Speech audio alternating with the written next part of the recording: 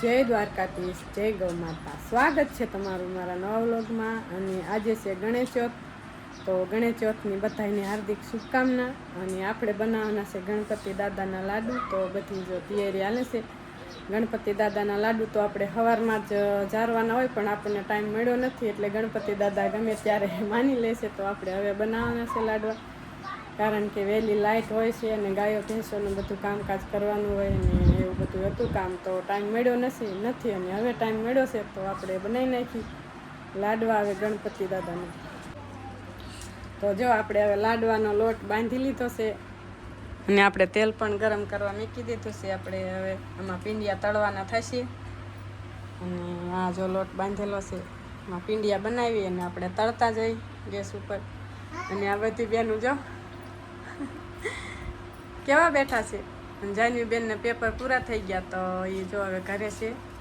અને જાનવીન પપ્પા ગયા હતા વાંકાનેર, તો અત્યારે આવ્યા છે 4:30 વાગે. જો અત્યારે એને બપોરો મળ્યો છે, તો જો દાળ ભાત બનાવ્યા હતા. તો દાળ ભાત ખાવશો? દાળ ભાત ખાય છે. સવારે દાળ ભાત બનાવ્યા હતા અને અત્યારે લાડવા બનાવવાના છે. તો હવે આપણે ફટાફટ બનાવી નાખી. એને અત્યારે કાગળિયાનું બધું કામ હાલે છે, તો વાંકાનેર દરરોજ જવાનું થાય. અત્યારે આવ્યા છે 4 વાગ્યે, બપોરો મળ્યો છે ને 4:30. તો એ જો જમી લે અને આપણે લાડવા બનાવી નાખી. તો જો આપણે હવે આટલા પીંડિયા તળી નાખ્યા છે. જો બાકી જે તળાય છે, અને આવી રીતે થોડાક લાલ થઈ જાય ત્યાં સુધી આપણે સરખા તળવા દેવા પડે, કારણ કે પછી કાચા રહે. એટલે જો આ તો મસ્ત હવે સડી ગયા છે.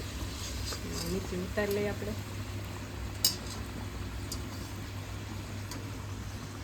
એમાં કીર્તિબેન જો શીખે છે કે મમ્મી તમે કેવી રીતે બનાવો છો, મને શીખવાડો. કા મોટા થઈને બનાવશો ને પછી લાડુ, ગણપતિ દાદાના લાડવા બનાવશો પછી. કા આપણે જો એટલા તળવાના બાકી રહ્યા છે, તો આ બધા તળી નાખી. અને ઓલી વખતે આપણે જ્યારે નવા ઘઉં નીકળ્યા હતા ત્યારે બનાવ્યા હતા, તો ઢોકળા બનાવીને લાડવા બનાવ્યા હતા. નલખોર આપણે પીંડિયા તળીને બનાવ્યા છે આ વખતે. તો જોઈશી કે કયા સરસ થાય છે. એ તો લાડવા મસ્ત થયા હતા, પણ આવી રીતે મેં ક્યારે બનાવ્યા નથી. આ પહેલી વખત બનાવશું. તો થાય છે જોઈએ હવે પીંડિયા તળી. શું બતા તારે નાખવું પછી તને ગરમ નહીં લાગે?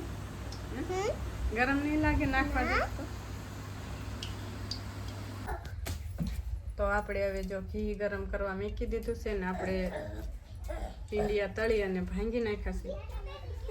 આવી રીતે આપણે જો છૂટો છૂટો ભૂકો તૈયાર કરી નાખ્યો છે. અને આપણે ઘી ગરમ કરવા મૂકી દીધું છે અને હવે ગોળ નાખવાનો છે. તો આપણે ગોળ નાખી દઈએ. હવે ગોળ પણ જો ભાંગીને તૈયાર કર્યો છે અને ગોળ નાખી દઈ. ને મોક્ષુબેન વાટ જોઈ રહ્યા છે ગણપતિ દાદા. પહેલા તો મોક્ષુબેન વાટ જોઈ રહ્યા છે. કા પણ પેલા ગણપતિ દાદાને મળે પછી મોક્ષુબેનને મળે, સાચું ને? હા જો આ પાડે છે. તો આપણા લાડવા હવે બની ગયા છે. અને આપણે આમાં જો બધા ડ્રાયફ્રૂટ નાખવાના છે. તો ધરા, કાજુ, બદામ બધા નાખી દઈએ આમાં. ચૂરમાના લાડુ આપણે બની ગયા છે, તો નાખી દે બધા ડ્રાયફ્રૂટ. કેમ કે જાનવીન પપ્પાને છે ને ડ્રાયફ્રૂટ વગેરે એને લાડવા ચૂરમાના ભાવતા નથી, એટલે એ દર વખતે નખાવે છે. નકો આપણે ચૂરમાના લાડવામાં ડ્રાયફ્રૂટ ન નાખી તોય પણ હાલે, પણ એને ભાવતા નથી. તો જો આજ પણ એ લઈ આવ્યા છે. અને આપણે આ બરાબર મિક્સ કરી દઈ અને પછી વાળવાના થશે. તો જો આપણે હવે ગણપતિ દાદાની સ્થાપના કરી નાખી છે અને લાડુ તૈયાર બની ગયા છે. અને ધૂપ પણ લઈ આવ્યા છે. અને આપણે આમાં ગાયનું ઘીનો દીવો કરવાનો છે, તો દીવો પહેલાં કરી લઈ. અને ગણપતિ દાદાને જો હંમેશા અનાજ ઉપર જ બેહારવાના હોય, તો આપણે ઘઉં મૂકી દીધા છે અને એના ઉપર ગણપતિ દાદાની સ્થાપના કરીશું. અને હવે અગરબત્તી કરી લઈ પહેલાં.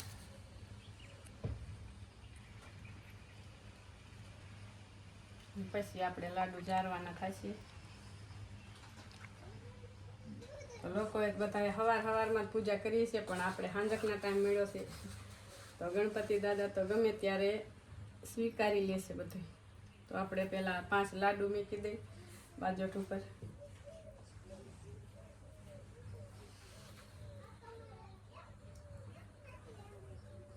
કેમ કે ગણપતિ દાદાને લાડુ અતિ પ્રિય છે અને આપણે આમાં હવન કરી નાખીએ.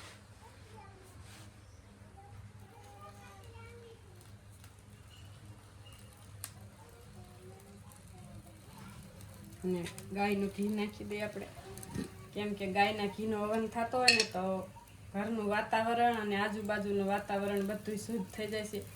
અને ગાયનું ઘી 1 ચમચી નાખવાથી 1 લાખ ગણું ઓક્સિજન મળે છે. તો આપણે જો ગાયનો ધૂપ ધુમાડો કરી નાખ્યો છે ગાયના ઘીમાંથી.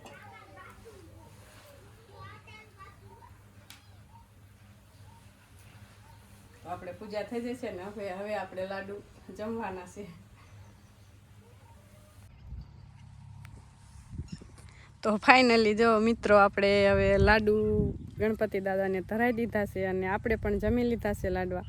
અને હવે આવી ગયા છે વાડીમાં. તો વાડીમાં આપણે ક્યારેક 2-4 દિવસથી બાજરામાં આંટો માર્યો નહોતો, તો આપણે પહેલાં બાજરી જોઈ લઈ. તો મસ્ત આવી થૂલી આવી ગઈ છે હવે બાજરામાં.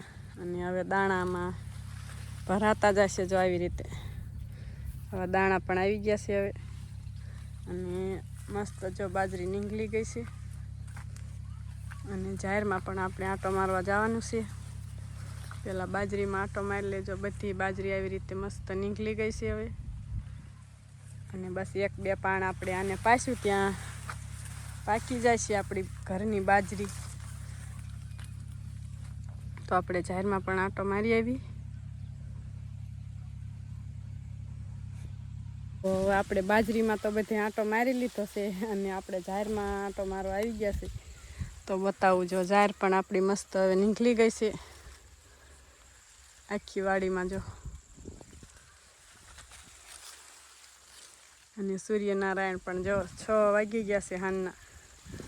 અને આપણે હવે ગાયો ભેંસોને મિલ્કિંગ એક બાકી છે, બાકી પાણી પવાઈ ગયા છે અને રજકાને એવું બધું વાઢવાનું કામકાજ થઈ ગયું છે. અને મસ્ત જો આપણી જાહેર થઈ ગઈ છે હવે. અને આને આપણે હવે ગૌઅમૃતમ બેક્ટેરિયા આ પાણીમાં પાવાના છે. આ વખતે પાણી પાછું એમાં ગૌઅમૃતમ બેક્ટેરિયા પાણી પાવાના છે. અને આપણે આ દાણા ભરાવોદાર બનાવવા માટે આપણે આંકડાનું દ્રાવણ બનાવવાનું છે, પોટાશ ખાતર. તો એ પણ અમે વિડીયો બનાવવાના છે હવે.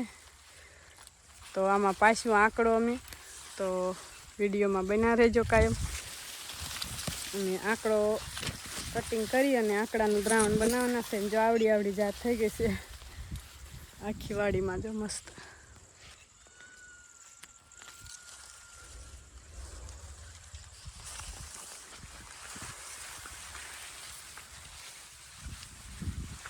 તો હાલો હવે આપણે જાય ઘીરે, કેમ કે આપણે ગાયો ભેંસો હવે રાહ જોઈ રહી છે. તો આપણે હવે ઘરે જાય અને મિલ્કિંગ કરી લઈ.